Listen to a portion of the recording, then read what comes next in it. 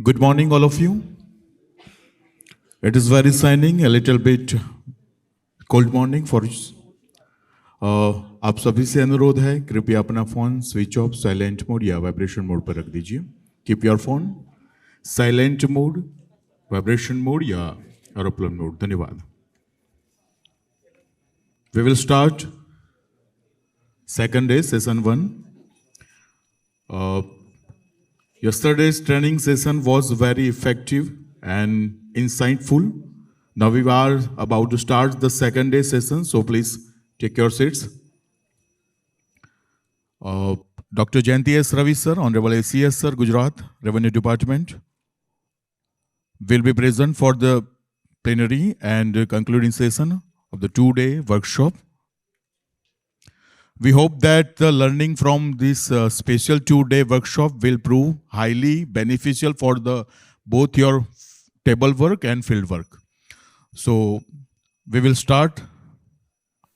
I will request come forward as a moderator, Sri Atul Singh, IAS, Assistant Collector, Amreli.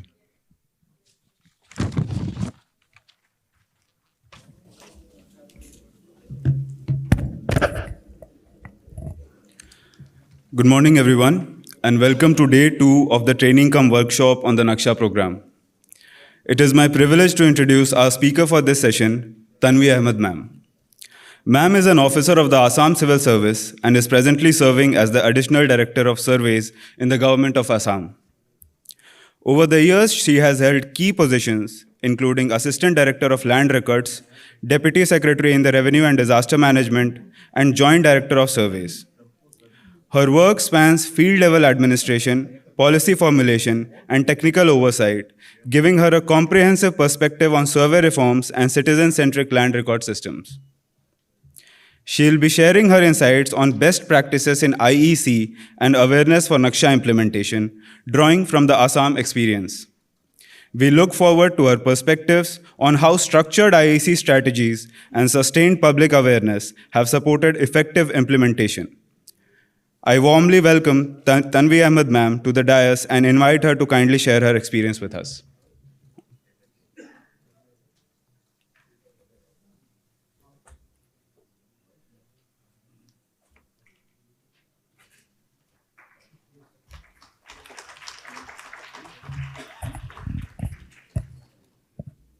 Thank you, sir. So at the outset, a very warm good morning to all the participants of various states to the 2-day workshop on NAKSHA that has been going on since yesterday. So this today's workshop is a series of workshops and trainings that have been held for the NAKSHA program by Center of Rural Studies, 𝗵𝗵𝗰𝗵𝗺. These capacity building workshops have been held for the field functionaries, district commissioners, municipal authorities, so that the phase that the NAKSHA program is in different states, so we are able to implement it effectively. So these workshops have been designed for that purpose. So today, the first session, yesterday must have gone through various speakers, must have taken through the modalities of NAKSHA. The MPSCDC team must have demonstrated the WebGIS platform, etc. But today in my session, I would like to convey the essence, the origin of NAKSHA, because as Assam, we have been associated since the beginning of NAKSHA, and therefore I would like to share the initial experiences of NAKSHA, and so that for any mission, when we understand the context, the background, then it helps us to visualize that how to take it forward effectively. So the background is like this, that in around 24-25, in the union budget itself, the Honorable Prime Minister as well as the Honorable Finance Minister presented that along with rural land reforms, because earlier maybe under DLRMP, the Digital India Land Records Modernization Program, and the 𝗬𝗵𝗺 scheme, of the both house programs which are run by the Department of Department of Land Resources and the MOPR. So maybe the focus was little on rural areas, the mapping of the rural areas.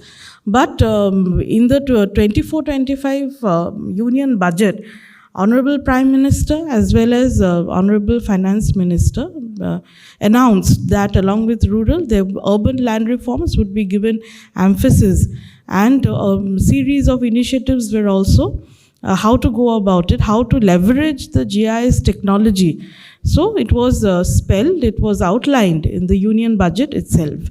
And also parallelly, why I'm giving a background. A background is very important, that today when we, as a field functionary, as a district collector, as a tehsildar, as a municipal authority, when we are in the field, when we are doing the field survey, when we are implementing the work, if we know we need not know a lot of technology, but if we know the why is this methodology we are adopting and the backgrounds, it helps us a lot to resolve, to find solutions. Because we know that India is a diverse nation. Himachal Pradesh is different from Assam, and in fact, within a state, now, within a state also we have different terrains. Maybe some, in Assam only the geographical, topology, somewhere it is hilly region, somewhere it is plain. So therefore, since survey, we need to know our topography as well. Therefore, I am talking about the background a bit.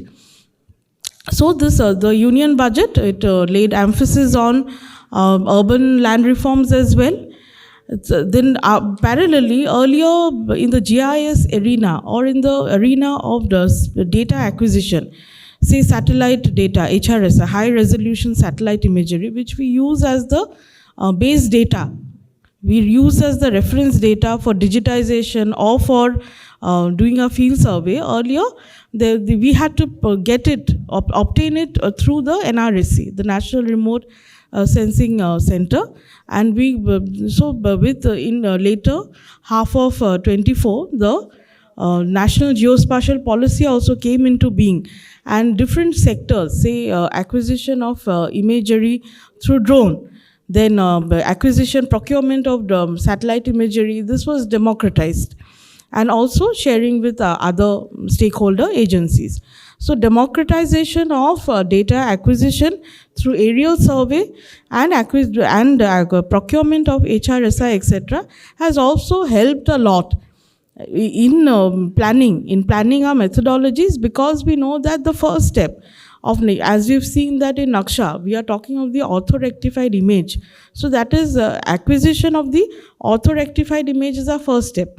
Therefore, we need to know that earlier it was we couldn't do it as seamlessly, but now we can do it very seamlessly because of the National Geospatial Policy, the drone policy, etc. So that is another part.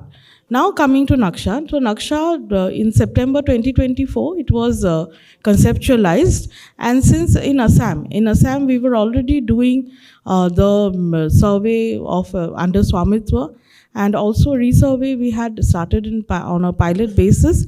Therefore, we thought of taking the NAKSHA mandate also forward. And all over the country, we have 152 ULBs, 152 urban local bodies, where NAKSHA is being implemented on a pilot basis. Later on, it will be implemented in all. First, the pilot cities ULBs are completed. It will be implemented in all the other ULBs.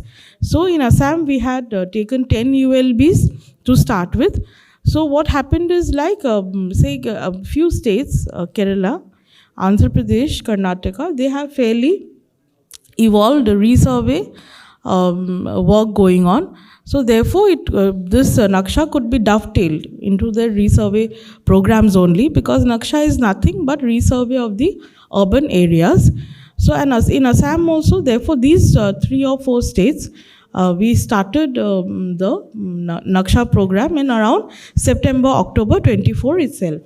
And it was formally launched last year. It was formally launched last year in around, it was formally launched around February last year in all the other ULBs. So though now the session is on the 𝗖𝐶 activities that we need to do, but still we'll start with a little more, but since we have already completed the data acquisition of the ORI, then the ground survey, and also how we are using the MPSCDC portal. So that also we'll try to cover a bit.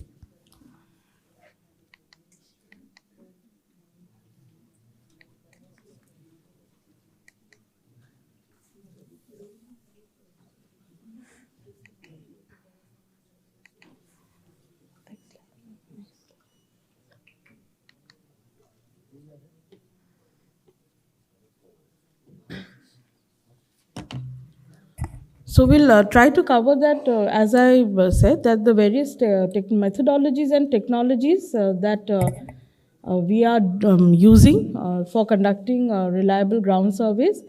Then why is it important to capture the precise land boundary? The challenges of interoperability, strategies for creating a unified data framework, and of course other emerging trends in land mapping and land records management. So when we are talking about various methodologies and technological advancements, so here I've already said that the drone mapping is there. So all of us are using drone, we've conducted drone flying only. So in the NAKSHA program, the stakeholders are the DOLR is the implementing central agency.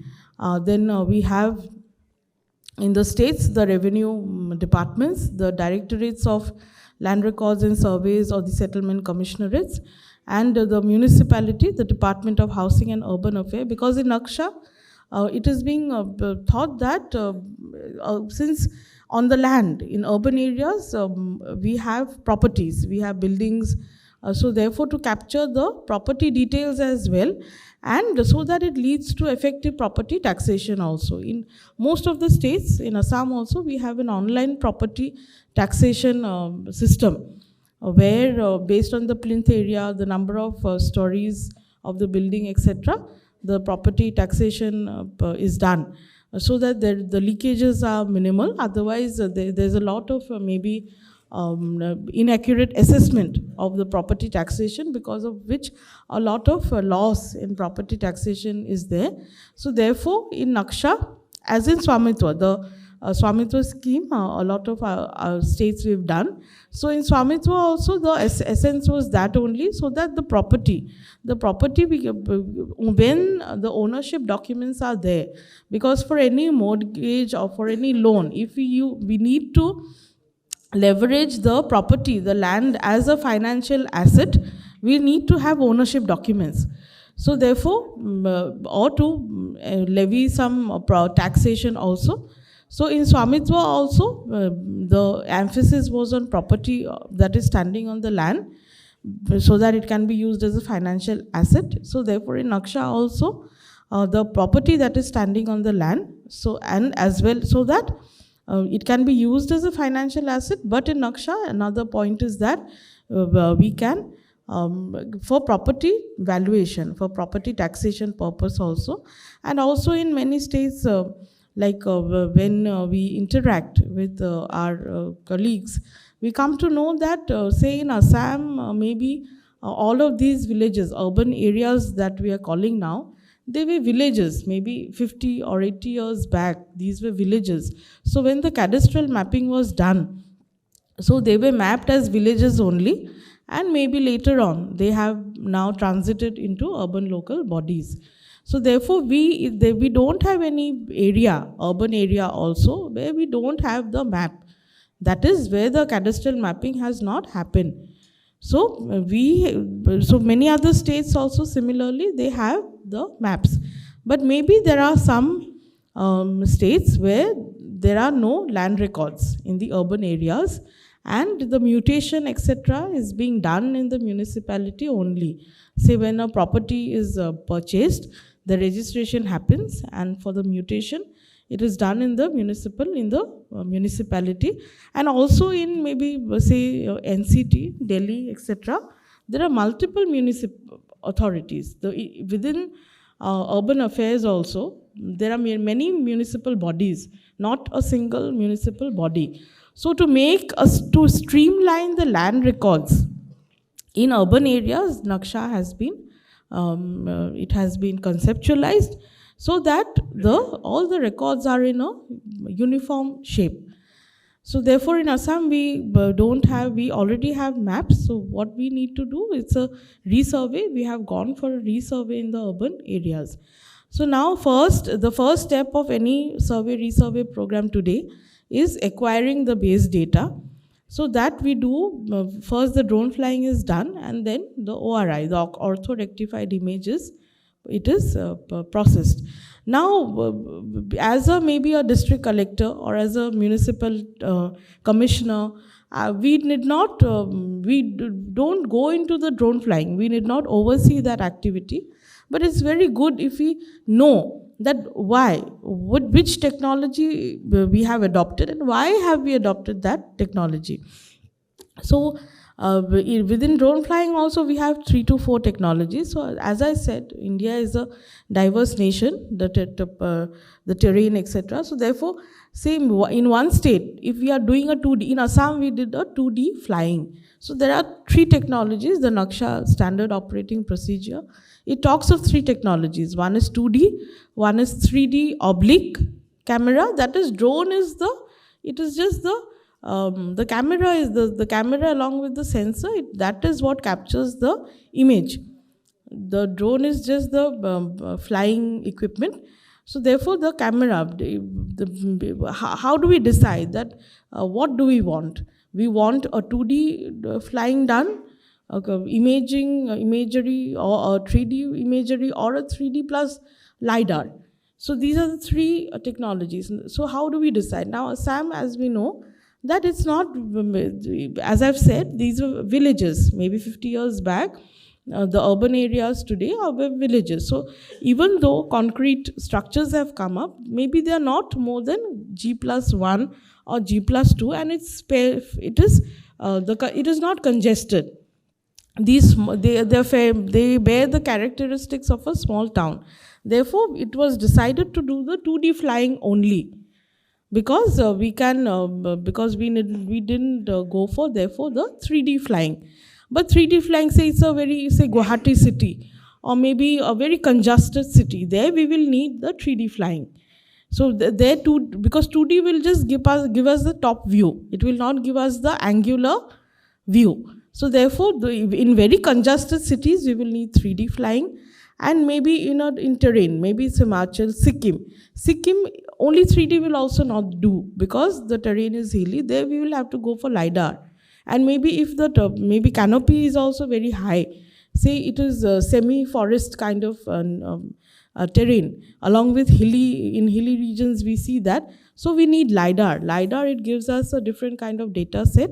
It can go through the canopy, it can go through the hilly terrain, etc. So the data set that comes out of LiDAR, so that is different. So there, in a hilly terrain, in a canopy covered, where the tree cover is very high, if we are doing 2D flying, we will get nothing. We will see only the top of the trees.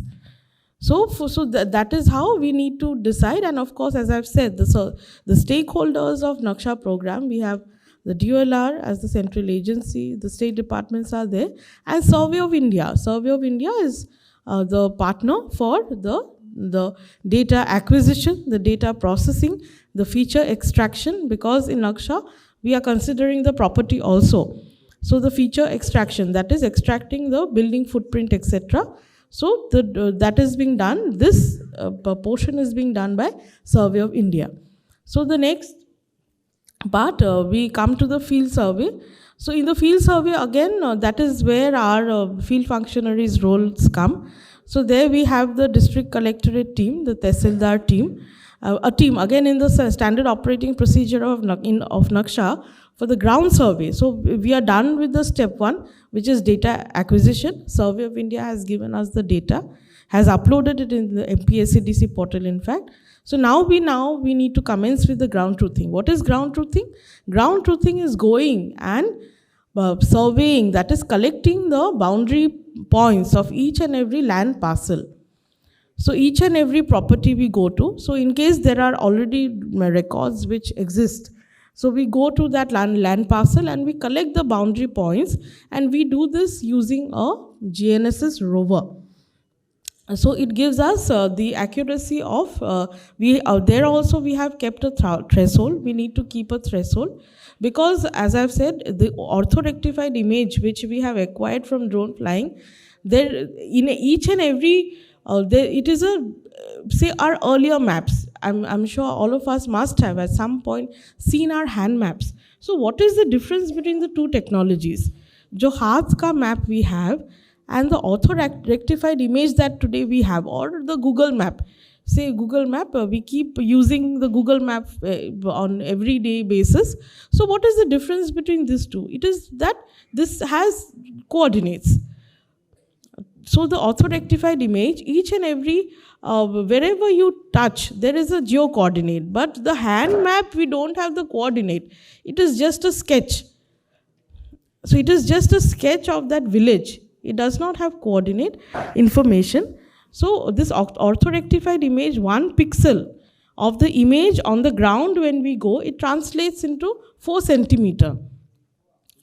So that is the level of accuracy that the drone image that we are getting. So therefore we have to now understand that when we are doing ground survey, if the equipment or if the methodology for ground survey we use, it crosses 4 centimeter, then it will not work. So therefore, we have to use, when we are using rovers, we have to ensure that the threshold, since our orthorectified image, 1 pixel on the ground is 4 to 5 GSD.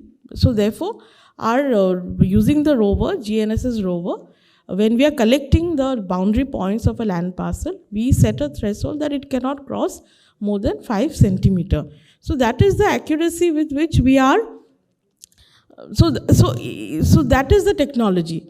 So in our hand maps, we have experienced that today they are not mirroring the ground reality. Because today when we go and plot it on the ground, because they were prepared using the methodologies of that period, that is chain survey, etc.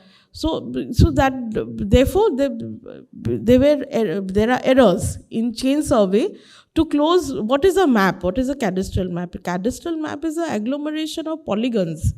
A land parcel is a polygon. So to close the land, to close the polygon or the village boundary, so sometimes we had to factor in the error margins. So therefore, the accuracy today, when we go and plot it on the ground, we will not find that it is maybe mirroring, we will find that shift. So this is an issue that we are encountering today when we'll go to the ground survey, where we have older maps, we will see that there's 100% shift in the land parcel boundaries. So why does this encounter? It is not that, yes, maybe the neighbor, a neighbor X has encroached some land of neighbor B, but that is not the case always, because the older maps were prepared with different methodology, using different equipments, survey equipments, and today the technology that we are using, the accuracy is this. 4 centimeter and 5 centimeter is a threshold where there is no canopy, there is open sky. So there, with the rover, GNSS rover, we get an accuracy of 1 to 2 centimeter. So there definitely there will be a shift in the land parcel boundaries. So during the ground survey, the team is such: the Tehsildar team, the Patwari, then the surveyor. There will be a private hired surveyor, because it is not possible for the Patwari to go, because as we've seen, NAKSHA is a mission. So it has been prepared in the format of a mission. Therefore, there are timelines. We need to accomplish each and every task within a set timeline. So therefore, ground survey has to be completed within a timeline. Therefore, we have to induct private surveyors. Only a patwari, because a patwari is loaded with other routine work also, land record related work. So therefore, a patwari cannot accomplish the ground survey work within that time. So we have to induct a hired surveyor who's proficient in using the rovers, and the patwari will oversee, and there will be a team from the municipality also, the concerned ULB, urban local body, for the property. Because in the NPSCDC portal, we must have seen that there is a collection of the property details also. So wherever there is an online property system, so we need the tax collector from the municipality also to be doing the validation. Ki, okay, this is the holding number, this is the information, etc. So this is the team in the ground level that is there, defined in the standard operating procedure of NAKSHA also. So which will do the ground truthing.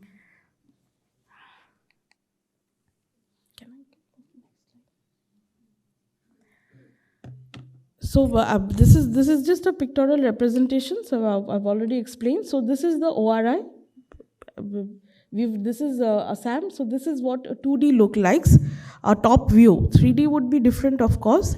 So with Assam, we can see that the household. This is a town. So households are not very. They are not sky-rise buildings in these towns.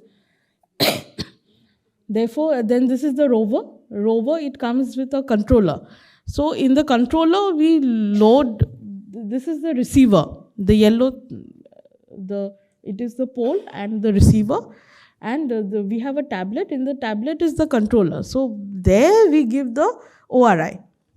So when the surveyor goes to a land parcel, stands in the boundary, so the surveyor already has in the ORI also, the surveyor is able to see that whether the surveyor is standing in the boundary of the land parcel or not. So the reference in the controller, that is the tablet. During the ground survey, the ORI is given, the orthorectified image is given, drone image.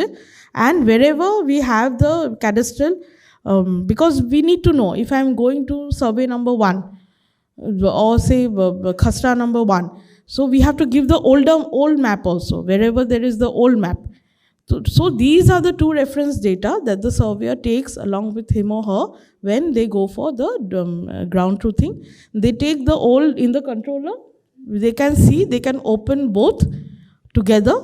So they can see the old cadastral map and it is overlaid over the drone image.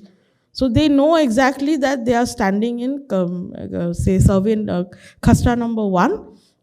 And since they have the map, and we give them, since, as I've said, we have land records also in these ULB, so we give them the record of right also. So they know that, they go and say that, okay, Mr. Ram, the khasra number 1. So the surveyor knows that they are in the correct land parcel, and then that is when they start doing the survey. That is, they take the rover to each and every boundary point of the land parcel and collect the new coordinates. So this is the earlier cadastral village data. This is the older cadastral village. So this also we give. Then this is a NAKSHA in the NAKSHA portal. So all of this are uploaded now in the NAKSHA portal. So in the NAKSHA portal only, before they go to the ground survey, along with the feature extraction that I said, the Survey of India is going to do the feature extraction also. That is the extracting the building footprint, the buildings or whatever public utilities are there. Say that the drains, the roads, everything. So they are going to do the feature extraction. So the older cadastral map, the feature extracted layer, all of it is uploaded in the NPSCDC portal.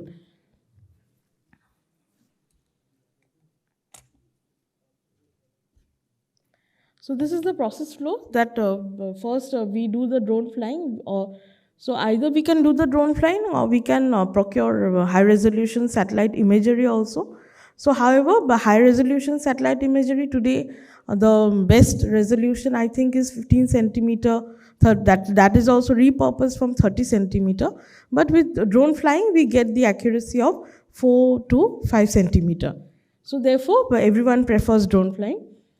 So then the building footprints, and then we go for detailed survey. So in NAKSHA, what we are doing 100% ground truthing. That is, we are visiting each and every land parcel of the ULB. It is not that we are that 40% we are doing on the table, the digitization on the table. We are visiting only 20% of the land parcels. It is not like that. We are visiting each and every land parcel, 100% ground truthing. So that is, we call it detailed survey. Then of course, along with the data collection is there.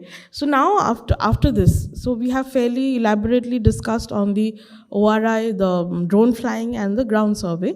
Now after, what happens? Do we need validation? Yes, we need validation, because the surveyor has gone in any process. This is actually a semi-technical process. So we need to have a quality check, quality assurance and quality check. So this is where, in fact, the ORI also, when the ORI, the flying is done, Survey of India, before giving us the ORI, they do the quality check. Because if we don't do the quality check, there'll be a lot of issues. There will be haze, maybe there's haze in the image, or maybe the GCP. When they do the ground flying or drone flying also, they need to set up a reference framework there also. Because everything is geo-coordinate.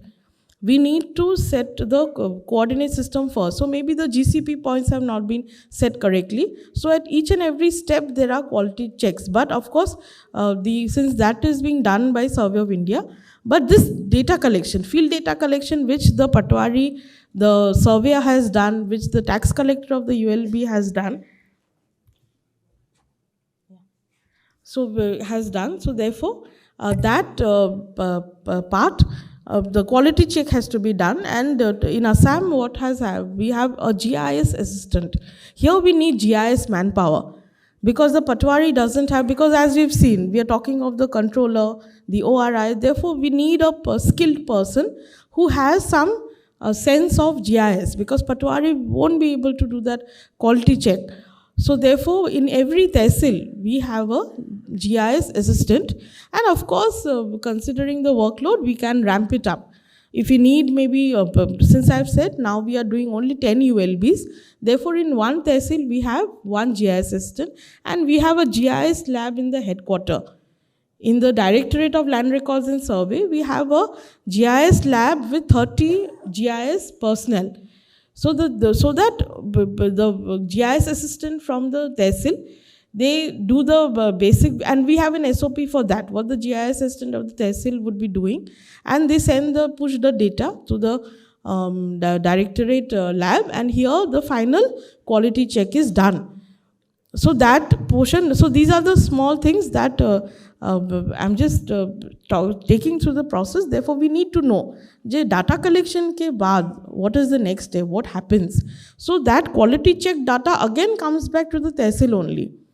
So this quality check, etc. Now we have the MP portal. When Assam started, MP portal development also started at that time. So we were doing not through the portal, but now everything, there's a workflow, this quality check, and then again sending the data back to the tehsil will happen through the MP portal. Then of course, in the MP portal only, we've seen that the tagging has been done. So we have a portal, we have a Department of Housing and Urban Affairs, they have a portal. So MP portal is the NAKSHA portal, in fact, developed by MPSCDC.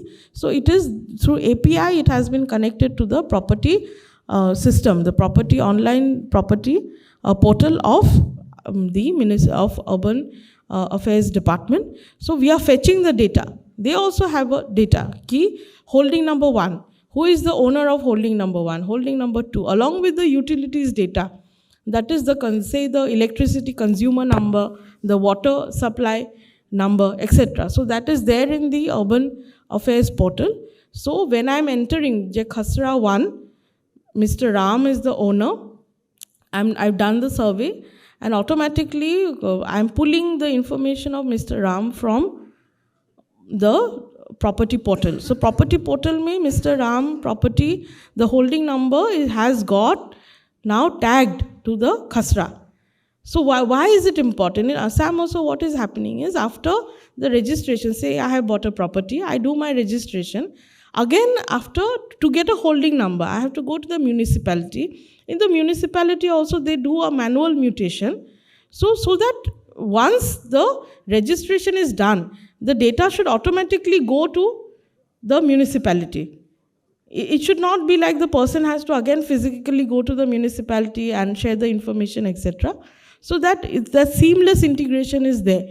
So therefore, this NPSCDC NAKSHA portal, now through the integration, this will be possible.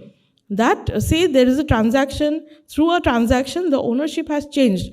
I have sold my property to somebody, so automatically that trigger will go to the municipality and a fresh, against that holding number, the owner name would change, and in the electricity board also, maybe the consumer number, I'll get a different, since the person who has bought the land from me will get a different consumer number. So that should happen automatically, rather than the person who has bought the land going to each and every office physically, manually, and getting it done. So that, and this way, like the departments are working in silos, and the records are also maintained differently. And we know that when we maintain the records differently, there'll be variations. It is more time consuming, it is not transparent, it will have variations. So to remove all of this, through NAKSHA's program, it is strived that we get an integrated database. Then of course, after the survey, the data collection is done, we have to publish the draft records. And then invite, like any resettlement exercise, we have to invite claims and objections. So we have not gone to that, Assam has not gone to that part. We have completed up till ground survey. So ground survey we have collected, and now we are collecting, the NPSCDC portal has been customized according to our statutes, and there we are collecting the land records information. It is a fairly exhaustive information, so that we are collecting. But after this will be the draft publication. People will submit their claims and objection, and after submitting of claims and objection and the resolution of the claims and objection, the final output would be the urban property card. Now, what is the urban property card? We'll see. Next slide, please. So this is what I've said, why we are doing 100% ground truthing. Because we've seen, like I said, maybe the Department of Urban Affairs, they were also doing some ground truthing of their boundaries, the ward boundary, etc.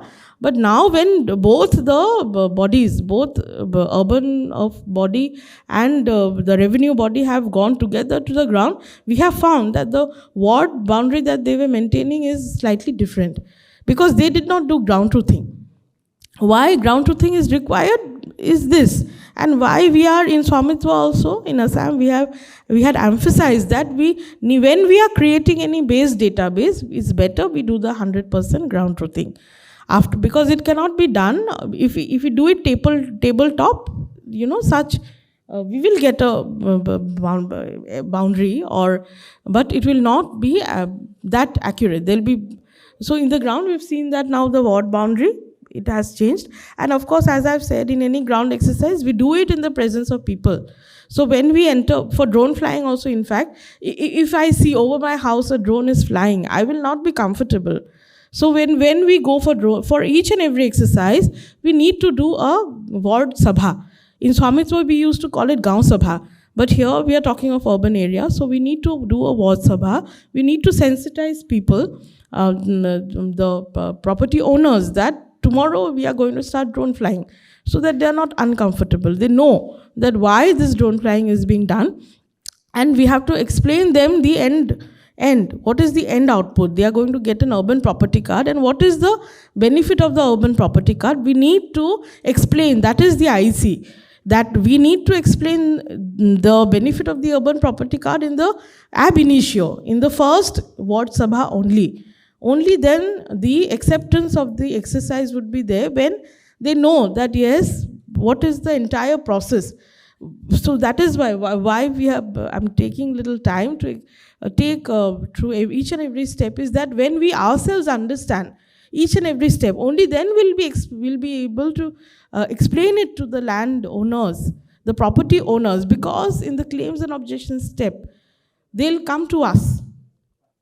So if you're not clear that why did we do 2D flying, that who was our ground survey team, what is the accuracy of our ORI, what is the accuracy of our rover collected image, we will not be able to clear their doubts effectively. So that is the thing. So this is one finding that we have found. So then another thing is like the divisions, subdivisions. So as I've said, in all of our states, we've seen that resettlement operations were held. And after that, resettlement operations were held up periodically. That is after 20 years, 30 years. So it's not like within till the next resettlement operation comes, it's not like there has been no partitions, there has been no transaction. So what happens is that, as I said, we were maintaining the hand ka map. So हाथ के map में usually what has happened is very convenient. जो हमारा खसरा है वहाँ पे हम we write कि transaction हो गया है, but हाथ का map, it is Patwari does not update, has not updated. So that is why this issue has occurred. So we can say कि पहले it was only one land parcel, this yellow boundary, 110. We call it Dag number in Assam. So now we can see how many, into how many parts it has been splitted.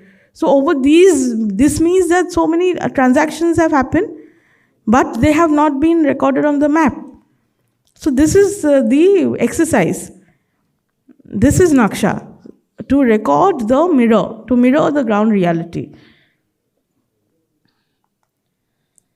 So this is the building footprint I was talking of. This is feature extraction. Feature extraction say today we are doing it manually. It's a manual exercise. Ek building mein we go and we do the feature extraction. We have not been using AI. Therefore, so this is building footprint extraction. So you can see this is a 2D image I was talking of. Top view. But if we do 3D oblique, we will see, we'll get the angle also. So angle, so if it's not very congested, so if it's very congested, so with that angle, why NAKSHA? NAKSHA mein property perspective. So from the property valuation, plinth, what is the plinth area? How many floors are there? And say, suppose in my holding, I have 2 floors, but I see they also have a 3rd floor. But 3rd floor the property taxation is not being paid. So it is not capturing, going tax evasion. No, not tax evasion, but accurate tax assessment. Because we know that the urban local bodies, we have to run on, property taxation is one of our key source of fund in municipalities. So if the taxation is accurate, it will again go back to the ULB only, development of the ULB. Of the utilities, of the urban utilities of the ULB only. So therefore, this is the building footprint. So in the MPSA now, NAKSHA portal, so it has, in every state, we must be having our khasras, own khasras. More or less, they are similar, but the khasra is notified by a statute, by our revenue acts. Therefore, we have to customize our own the record of right in the NAKSHA portal. So Assam has done that. And in the data collection that I was talking, so the data collection, we are collecting 2 types of data. One is the rover we take and we collect the boundary points. So that gives us the sketch of the bounds. Yeah, I'm done. So that is the boundary points, and along with that, the ROR, record of right information also we are collecting in the portal only. This is an app. So here they go and collect the information. So this is the property tax portal of Assam. So this has been integrated with the NAKSHA portal. So automatically as I select the name, as I was talking, Mr. Ram, so I will get all the information from the property portal. It will fetch automatically. So the 2 portals have been linked. So this is the urban property card, a sample of the urban property card. This is the output of the whole exercise, of the NAKSHA exercise. And what is different? Today, in the record of right that we have in our own states, when we see, it must be having only 10 columns. Does it have a sketch of my property? No, it does not. It does not have a map. Map is different. Today, if I want to take out my map, I have to take it out differently, and my record of right is different. But this document, the map, we can see that on the right-hand side, it is going to have the map also in the same place. So the property information, the land information, and along with the map. And this is a geo-coordinated map, not just a trace map. It is not a hand-drawn trace map. So all of this, and of course, along with the view also, the ORI, a snip of the ORI also. So, and this will be a digital document. It will keep on getting updated. So this is the urban property card. These are the features that it is going to have. So using AI, we had done some exercise. So why I'm showing this is that why 100% ground truthing is required. Because land parcel boundary ke liye na, land parcel boundary is like you cannot extract it from the image. Because image there must be a boundary, but on the ground maybe I'm occupying some more land. Therefore, we need to go for 100% ground truthing. So I would just summarize for a few seconds. So therefore, I hope from this session we are able to visualize that we need to understand, first of all, as a functionary who would be implementing NAKSHA on the ground, we need to just give spend few moments to understand each and every step, because at the end, during the exercise, at the end of the exercise, we have to make the landowner understand, and here in NAKSHA, why we are doing 100% ground truthing is not only private lands, government land, everything, we are mapping everything. See, government land is there, so there might be encroachment, there might not be any encroachment, but we are mapping everything. So this, and it is a mission, it is a time bound, so we need to factor in, say we have to set limits. Say 3 mahine mein we need to complete ground truthing. And after 1 month is complete, we realize that no, it's not happening at that pace. Then we need to ramp up. We need to hire more surveyors, etc. So it has to be done in a mission mode. So it cannot drag on for a very long time. So therefore, in the select ULBs, in the ULBs that we have selected, each of our states, we need to complete this exercise very effectively in a short span of time, so that after that we can roll it to the remaining ULBs of our states. So with this, I thank DOLR, I thank CRS, Center of Rural Studies, for giving Assam today this platform to come and share our experiences. So there are much more, but and of course, I would invite any coordination that your experiences and our experiences, cross-learning that we can do in upcoming days. We'll keep on doing that. So with that, I wish everyone a very good experience, so that every state has a very good experience of NAKSHA, and we should do it effectively all together. So with that, I conclude this session. Thank you so much. Thank you so much, ma'am. You are requested to remain on the stage, and kindly request Sri Atul Singh, IAS Assistant Collector, Amreli, kindly felicitate. ACS Sir, Additional Director of Surveys, Government of Assam. Thank you so much, ma'am. Once again, you use round of applause.